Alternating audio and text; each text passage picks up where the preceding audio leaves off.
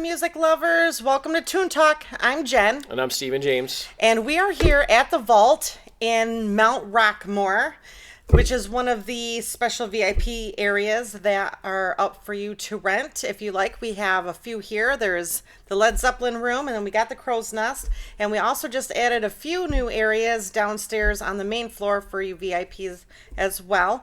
But we are here today with Jason Jewell The Illusionist, and we have had quite the discussion before this, and we are so excited to hop into this. Jason, we're so glad that you're here. Yeah, thank you for having me here. Are you from Michigan? No, not originally. Okay. I was actually born in Texas. Oh, okay. Yeah, and my father started traveling quickly from there, so I wasn't there for too long.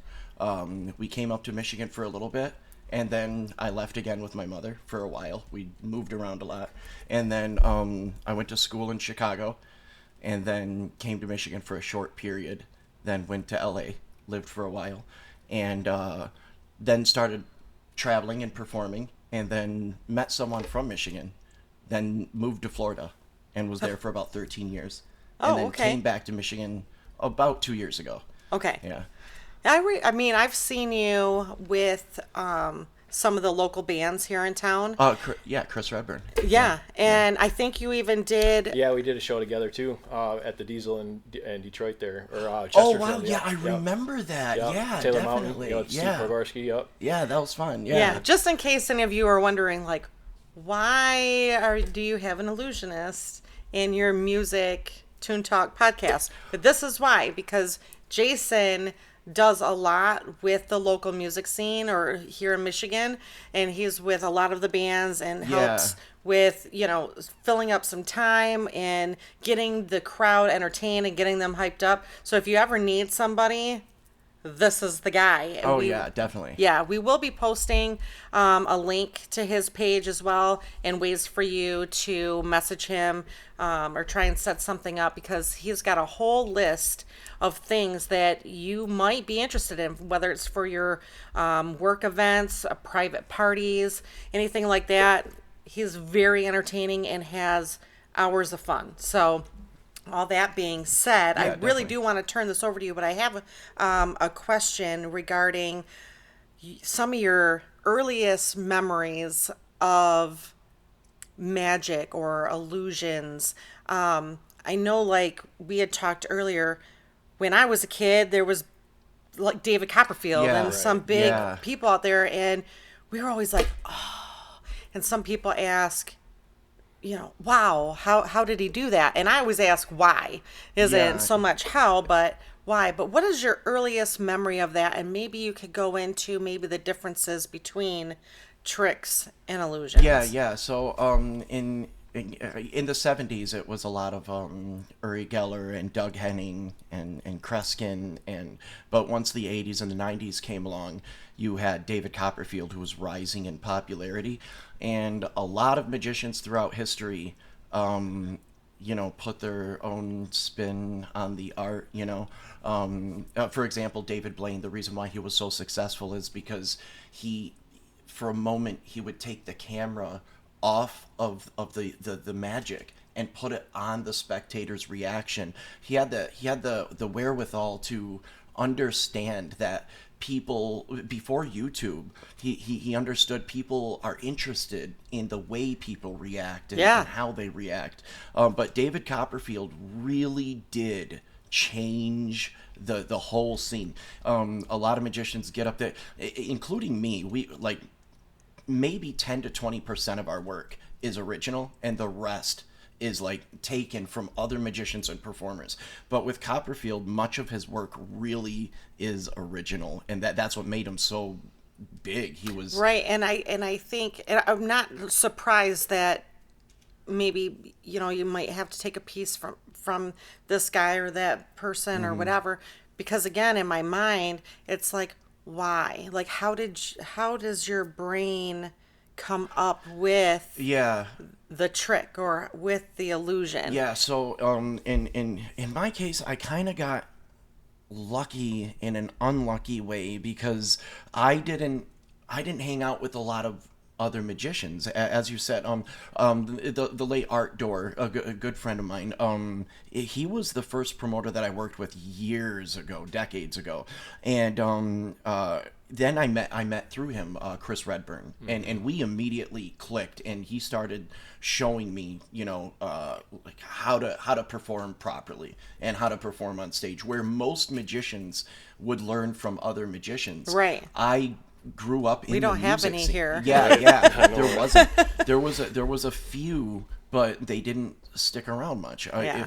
If you're, I'll tell you right now, if your goal is to go home with some girl at the end of the night, it's not going to work out. Like, you're not meant to do this. So kids, if you're watching and you want to be an illusionist, don't plan on getting the girls at the show. No. Yeah, not like they're regular rock stars. Because the talent comes from being at home in front of a mirror, just obsessed with this one move that moves you'll never perform for anybody, like cheating moves, like dealing from the center of a deck, second dealing or bottom dealing, and things you wouldn't really perform in front of an audience, but you have to get that thing mastered, Yeah. I was lucky in the sense that there wasn't a lot of magicians for me to watch, but the drive was there because first of all, if you're working next to Chris, you have to have an insane motivation or you're not going to keep up. Right. Like period. So I had this like motivation to try to keep coming up with new things. And there was a late magician by the name of Tom Mullica, and I do a routine with a cigarette. And it was something that I started a long time ago, and I'll do it to the camera. I don't know if you guys have seen this before. You may have. I've seen it. But I'll do this for the camera here so I can see. Or actually, I think we can play a clip of me doing this to the camera, right? Yep. We can do that too. Okay, Yeah. cool. So we'll do both. So I'll actually. You want me to do it for you or the camera later, and then you right now, or I'll show do it for okay. us, and then we'll do it for the camera All right, later. So this is what it looks like. Okay. There was a time when all I did was this right here. That was like the one trick I did, and then I remember. Did you see that? I remember adding different pieces to it. So there was this one right here where you would look like you would break it in half, toss it up, and then something called a shuttle pass, which is anytime it looks like something's going from one hand to another. And then you're going to look like you're breaking it again, but then it's gone and you bring it back. And then you switch your position over here, and it looks like you're going to put the cigarette behind your hand and just hang it there. But now you have to show both hands without the cigarette. And it doesn't leave the hand, it's still there. Now you got to find a different way to do this right there, because people figure out how it's done after a while. Yeah. So you got to...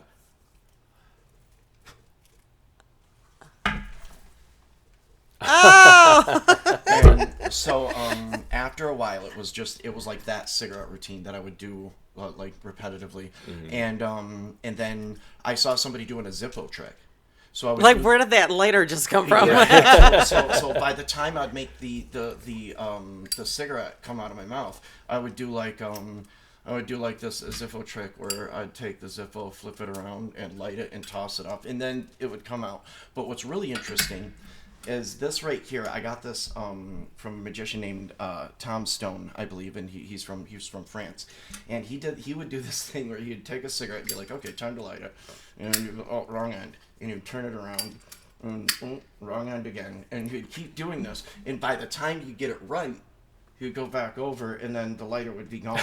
And the routine builds over years. You'll start off with something really small, and then you'll add something new to it over the years. And sometimes it'll come from a magic shop. Sometimes it'll come from another magician. Sometimes it'll be like this aha moment. And then sometimes I had this one guy come up to me in a bar, and because every now and then you'll have somebody that'll come up to you and be like, can I show you a trick? Oh, yeah. Sometimes you're like on the clock and you don't have time, but sometimes you're like, oh, all right, let me see. And this one guy came up to me and took his finger and went just like this. And came around. Yeah, it was so crazy. I'm like, oh my gosh. Where did you, how'd you do this? And when he showed me, it was so, Like, oh, obviously, Right. obviously, and so it's so you Obviously, can, right? yeah, so you can learn like this quick little trick from another magician, and then get an idea of something new to do to Right. it, and add it on there, and then combine it with something else that already exists, which like leads you to another idea, and that's how original And work that's is made. more where I get from that is the why. Yeah. And it just Yeah. because it builds. Like Yeah. you pick up one thing and so I think you kind of answered the question for me. It's like you pick up one thing and it just kind of leads to another. I It's not think- like you're sitting there I like think going, for- "Oh geez, I wonder how I can trick someone today." You know, I it's think like for- how yeah, I I like think for- you know what I- I mean, like what the why behind it. Yeah, I think for a is- lot of magicians, it is with me at least. If you look, you'll see a lot of magicians have things in common. For example, for some reason, magicians have backgrounds in like various like martial arts for some reason, right? And a good friend of mine, Jack Salazes, is a touring illusionist, and he's got this like martial arts background. But a lot of magicians do, and I think it's because when you hit a certain age, you have something. You have like football, or you're on the cheerleading team, or you're really smart, or maybe you're just really well liked. And there are certain people who, like me, I was so unpopular in school that I was popular. Yeah. And so I think when you see your first trick, you kind of imagine yourself doing that trick, and all of a sudden nobody like you have something people can't take away from you now, Right. because it's like a secret that and no one else knows. Yeah. That part I think eventually goes away, and it becomes more about obsessing over the art itself. But I do think there is an aspect to this that magicians have in common, where there was a point in their life where they wanted something that couldn't be readily taken in that context, Right. But I love the academic side of the art so much. Yeah, well, Oh, I'm sorry. I have a question because about the hypnotist part of your act. Yeah. What's that? I mean, how effective is that? I do like talking about this because skepticism is a really important thing to me. And Because I'm super skeptic when it comes. Yeah, to yeah, and you should be. It is healthy. It is the most dangerous form of ignorance is the fashion of belief that we are convinced with because it's beautiful, or because it appears entertaining or profound in some way, shape, or form. With hypnotists, it's really interesting. And I almost don't know where to begin, because there's a lot of fun, because I can hypnotize you guys right now while saying I'm afraid hypnosis doesn't exist. And I guess I would be, for all intents and purposes, I just say hypnosis doesn't exist. But in the rules of logic, I would simply reject that it does exist until sufficient evidence is put forth. So here's the thing. Hypnosis for entertainment, fine. Like, I've got no problem with that. But when you start claiming you can cure people's illnesses, help them quit smoking, or anything of that nature, that's when it becomes unethical. Now, a hypnotist might come and say, I'm going to tell you how hypnotists, I'm going to actually tell you a very well-kept secret by hypnotists. And I think it's important, because there's still states that allow hypnosis as a form of evidence. Okay. we have a guy that comes here at the DoubleTree at least once a year, and there's probably hundreds of people that go to lose weight or to quit smoking. Yeah, and I cannot, and I tell you what, I've never seen what he Like- does, but I can tell you what he must start out doing without ever seeing his show. Yeah. So here's the interesting thing about hypnosis. When a hypnotist is like, well, because you say, well, okay, this guy quit smoking and I hypnotized him. Okay, well, that's the placebo effect. So they say, Yes. well, isn't that worth it? Isn't that worth it? Well, let me ask you. Imagine you go to a hospital and you're like, man, doc, there's something wrong with me, and I need to get this fixed. I need to get this cured. And the doctor's like, don't worry, you're at a hospital. We're gonna take care of you. And he comes in this is something that I wrote a while ago in a thesis. The doctor comes in 5 days later and says, hey, listen, you're not going to make it. We thought you were just making it up. We thought it was all in your head. So we decided to give you fake medicine and see if the placebo effect would take place. Yep. And so what you're basically doing is gambling with people's health. You know, like maybe one of them might get lucky and just stop smoking. It's not good. Right. But the reason hypnosis works is for the same reason we can test medication. We do something called a double or a triple blind study. It's called a double blind study because neither the administrators nor the test subjects or the patients know what is the real medication or the placebo, the fake medicine, the sugar pill, right? Now, 15 to 20% of the population is susceptible to the placebo effect on different levels, and we can measure this. We can measure this in people, and when you administer a double-blind study, you can effectively see what medication works and which one doesn't, just by administering these tests. And you can do this for entertainment purposes as well. For example, hypnosis, a very popular one. So if I'm a hypnotist and I'm hypnotizing some people from the crowd, from the audience. You know, they bring some people up from the audience, but they have to pick those people. And if you're watching a hypnotist on a show, like on a screen, this part will always be cut out. But if you're there live, you will see this. So I need to know who in the audience is susceptible to the placebo effect. I can't just go around asking. So you tell the entire, and each hypnotist has a different version of this. But the hypnotists tell the entire audience, okay, put your hands together. Your hands are together, and then they say their favorite hypnosis stuff, you know, and now you can't take your hands apart. You really got to sell that, you know, a good 60 seconds of BS from the audience, and if I can say that, and and most of the audience will be, the hypnotist will be like, no, now you can't take your hands apart. Most of the audience will be like, I don't understand. But about 15 to 20% of the audience will be like, oh, I can't take my hands apart. Now the hypnotist has to do two things. Now he knows who to bring up on the stage. These are the people that are going to comply. They want to be that person that's hypnotized, so they're going to act it out. And if somebody acts all of that out for like 40 minutes on stage, you're not going to convince them that they were just right. You know, they're not going to come out. But yeah, the hypnotist will bring them up on stage, and he'll say some fake hypnosis stuff, and now you can take your hands apart. Now, revealing this isn't going to necessarily ruin anybody's performance, and the reason is because there are props and secrets that I use on a daily basis, and not only I have this prop that I use for and a lot of magicians will know what I'm talking about just from that gesture. I have this prop that I use, but then I'll expose the prop in the show and set it down, and then I'll do it again, but use the same prop, just another one, and it still fools people, and it's been revealed in big movies. The one movie where Steve Carell was a magician. The Great Wonder. Wonderstone. Yeah. They reveal tricks on there that I still use in my show. So, the hypnosis thing, that it's really interesting. And Uri Geller.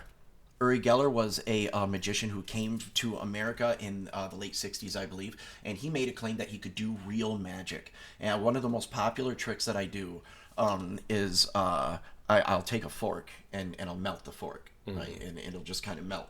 And Uri Geller came to America, and he claimed he could do real magic because he was doing tricks that didn't look like tricks. They looked like real magic. It was crazy. So you've been doing this for about, 20 plus years? Yeah, about 22 years. Yeah, and I know you've been on like Jay Leno. Letterman. Yeah, Letterman. MTV. Yeah, MTV. And I don't know if we're allowed to talk about it, but we toured with Girls Gone Wild, and with Chris, it's so weird. I don't think people know just how many artists he worked it's like off of the top of my head, I can name Bootleg, Dayton Family, D12, The Game, Petey Pablo, Bone Thugs and Harmony, right. Nelly, of course, Chingy, and Bubba Sparks, everyone from like Vanilla Ice to, and a lot of these guys are not just random guys that he's done a show with. Like he works with these people, and it's really impressive. That's why I brag about him a lot, because he never will, and it drives me nuts. It's like, but yeah, he's we're doing an interview with him as well coming up, but yeah, he's here in Saginaw, and people think whatever they can think, but I mean, I've been his friend for a while, and we started this podcast, and he's been like, try this. You know what? Why don't you and Steven come over? I'm going to show you guys some tricks. Yeah. And he's like that. Very helpful. Where other people, I got really irritated. I was hearing a story about, like, I know you're my friends, but we're not going to share your stuff because your video's all grainy. But I'll be like, well, I mean, you're my friend, and I don't even like the music that you play in your band, but I still share your stuff and go to your shows and bring my friends. I've seen Chris Chris put is people on, yes, and then just never talk about it. Yep, and Chris is like the real deal. I mean, he is real deal, and if he doesn't like something, he will tell you, but he will tell you that he give you the constructive criticism. Yes, he's very good at being helpful and not making you feel terrible. But so anyways, so funny with Chris, story. I got off of that. When I came to Michigan, I like drove up to Michigan, and I had to. I wanted to get my motorcycle, so I flew to Florida, got my motorcycle, rode it all the way back up to Michigan, which sucked. But super funny. There's these things that happen with Chris where you wonder, like, what kind of connections does this man have? And they turned into these really funny stories. There was the true story. I was at the airport, and I forgot my wallet, all my ID. I forgot everything important. Oh, wow. And my brother took my car back home. So I'm like, I don't know what to do. So you call your manager. You're like, Chris, look, this is what happened. He's like, all right, hold on. So it literally just, all right, hold on. Hangs up the phone. I mean, like 3 minutes later. Like just 3 minutes later, I'm not making this up. 2 people come out, get me out of line, escort me past security, and put me on the plane. That was that. Wow. There was another time where I got booked for I think it was like a casino or something. Like it was some really big show. All I remember is that I took the check to my bank, and it was too big. They're like, well, okay, right, And so I'm like, hey, dude, I'm having a problem cashing this check. And Chris is like, just come to me with my bank, and I'll get it cash for you. And so I'm trying to keep up with Chris, right? Which is hard. Chris, dude, slow down. So I'm trying to keep up with, but I pull in the bank, and This is a true story. I get in there, and this officer pulls up behind me and gets out of the car, and I hope I don't get him in trouble. And he was like, "You're driving like a maniac. You're driving like a maniac," and starts yelling at me. I'm like, "Oh my god, dude!" and then Chris gets out of the car and was like, "Get back in your car. Don't yell at him. Get back." And I'm not making this up. This is gonna sound like I'm making this up. The officer was like, "Oh," and gets in his car and drives away. And I'm like, oh my god, dude, you are wild. I was just practicing a trick. No, there's a lot of those things that made the crew just kind of look at each other and be like, who did he just call? Right. What did he just do to do? It's weird. Well, it's nice to have friends. Yeah. And well places, right? Yes. Well connected. Yes. So I think we're going to wrap it up. But I really do want to wish you all the best. Absolutely. Thank you. I really want to make sure, like I said, we're going to post how to reach you. Yeah. But I really want you guys to go to his social media, find whatever you can on Jason Jewell, and literally just think about in the next year or two, I don't care. It could be 5 years from now and you're getting married and you're like, I don't know what we're going to do at this reception. I don't know you can contact what it me, is. or you can contact me, Chris Redburn Management or Rush Entertainment. You can see me at Joe's Garage in Clio from 6 to 9 every Thursday and Friday night. I've been working with Joe and Clio for years. And They got great wings. And I'm usually at a club or location somewhere throughout the week and all year round. So, awesome. Perfect. All that being said, next week we are going to be having some more interviews coming out. We will be doing an interview with Chris Redburn next week, and then probably Monday or Tuesday, keep an eye out on your YouTube, because we have Grace Under Pressure interview, which is the Rush tribute, and also Tennessee Whiskey, which is the Chris Stapleton tribute. So we will have both of those interviews and videos coming up for you next week. And then make sure you go to the Vault Facebook page, and you will get a list of all the events that are coming up. So March 2nd is actually Steven's birthday. And Slayer. Yes, Nice. we have Rain and Blood here, the Slayer tribute. So everybody come in, see Steven. Maybe we'll get some pizza or something, but we'll definitely have a ton of alcohol here. So come in, check out the Slayer tribute, and also check out the merch store.